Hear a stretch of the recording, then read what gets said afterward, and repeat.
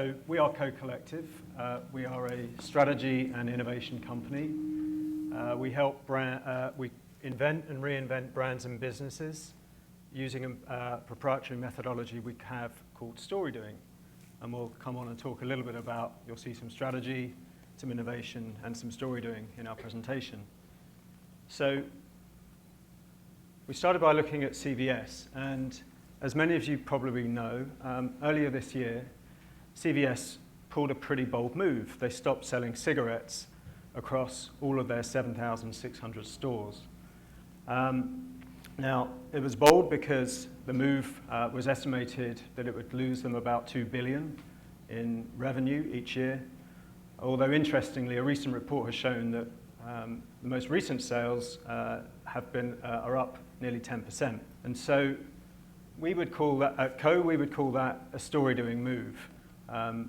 And story-doing, as the name implies, means taking your brand story and bringing it to life through iconic actions.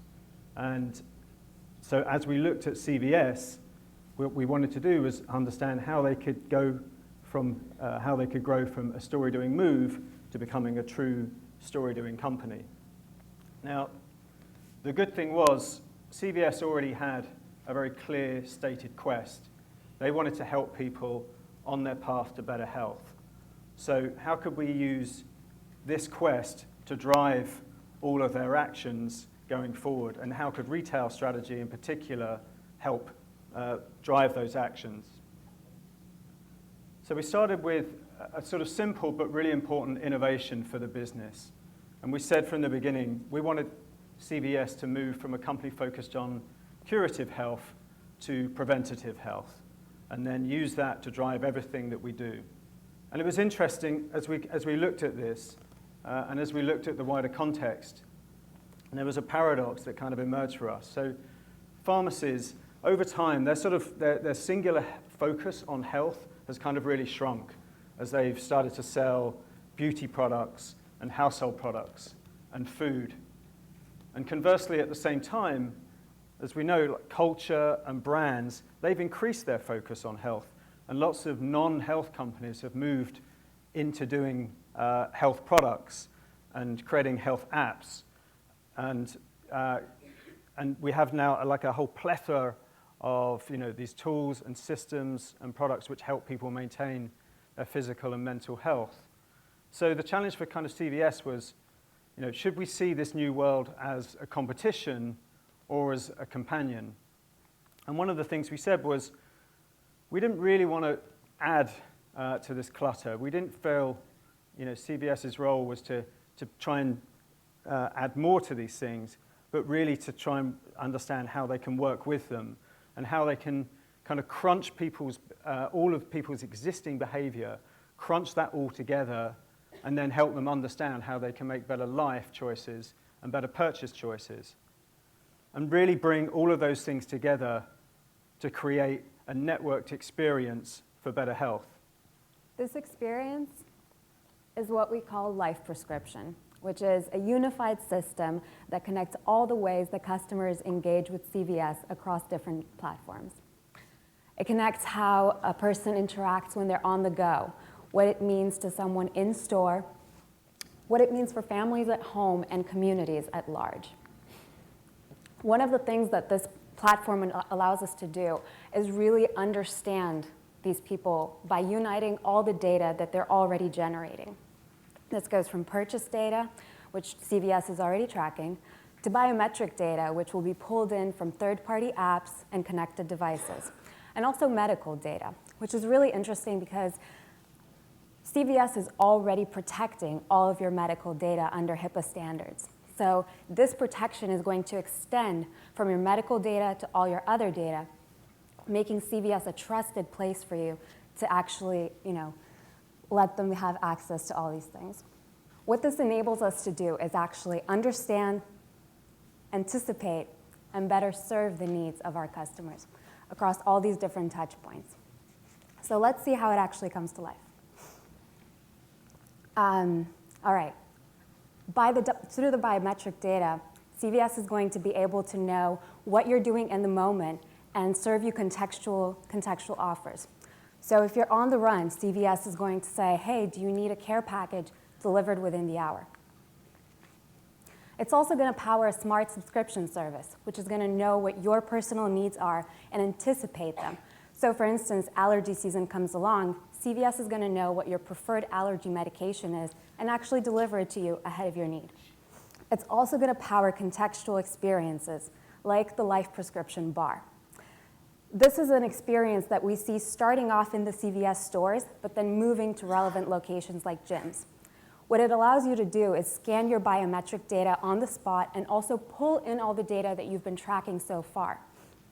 And based on this information, it's going to create custom elixirs that know what vitamins you're supposed to be taking that day, or that you're a little tired and you need something to boost your energy.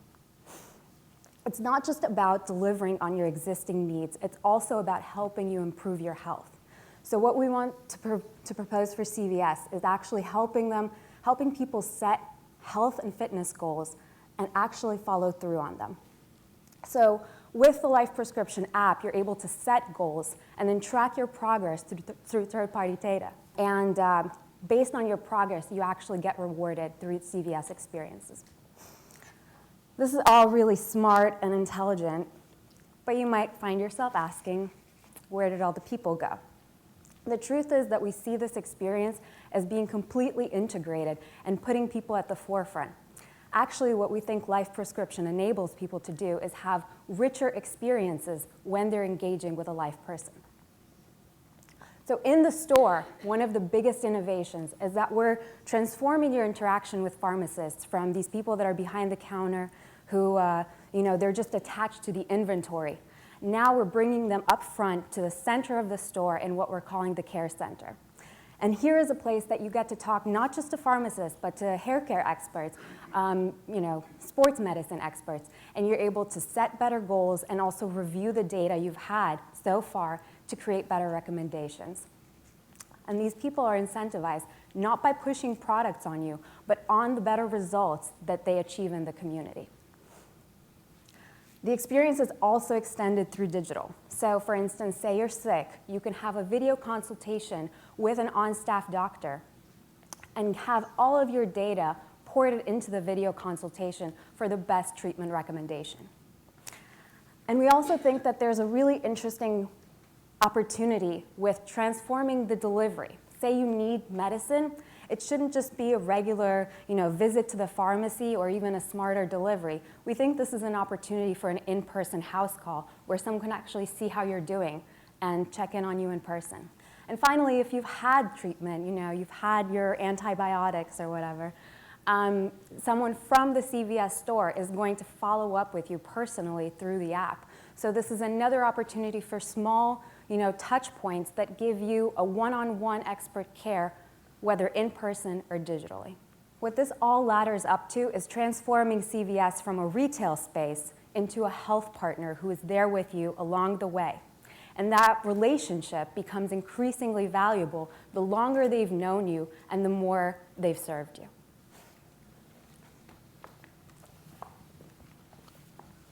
All right, so we've talked about humans and we've talked about technology. Technology versus humans. This is not a situation where technology is going to replace humans. This is not sci-fi, even though I love sci-fi very much.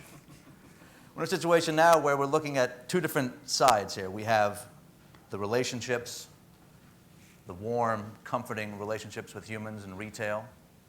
Then we have all these great technology solutions, these beeping devices, Internet of Things, quantified self. We like to think that this is all going to ladder up to a human-enhanced experience. We're not going to replace people. People are very important, as Stark pointed out earlier in the Sephora example. You still need the human interaction. We still need that relationship that we defined earlier that Lorelei set up. When you come into the care center, we have people interacting with you. It's still very important. Even look at those trends we set up from 5 years ago. Even if we give a tablet to somebody in the store, that person with the tablet still needs to be a good representative of that store. Technology is not going to make the person better. Technology is not going to replace the person. We think there is an opportunity to have all that ladder up to be enhanced. So where do we go from here? we need to make sure that all of these concepts that we're coming up with ladder up to the story, or what we would call at Co, the quest for the brand. We need to create technology that enhances and not competes. You know, we're in a situation where we have behaviors that are common right now. You know, we have people with these things that everyone is looking at right now and not paying attention. This is the behavior right here. Experiences that use this behavior when I walk into the store, interfacing with a human, or I walk into a mall like Westfield set up earlier, and I'm interfacing with a touch window outside of a retail location, maybe pushing something back to the device in my hand. Maybe I don't need to have a pocket full of battery-sucking, beeping little devices. Let's make the experience more human-enhanced, technology and humanity. And let's reward behavioral loyalty, reward the person for coming into the store, reward that person for coming into the shopping center, not just collecting points in some sort of cold, dark loyalty program. Let's create a relationship with the people. Let's have all that ladder up to the story of the company. I want to thank Piers and PSFK for letting us participate in this today. And a little shout out to Laureen and Mindy and the Co team. And we look forward to speaking with you afterwards.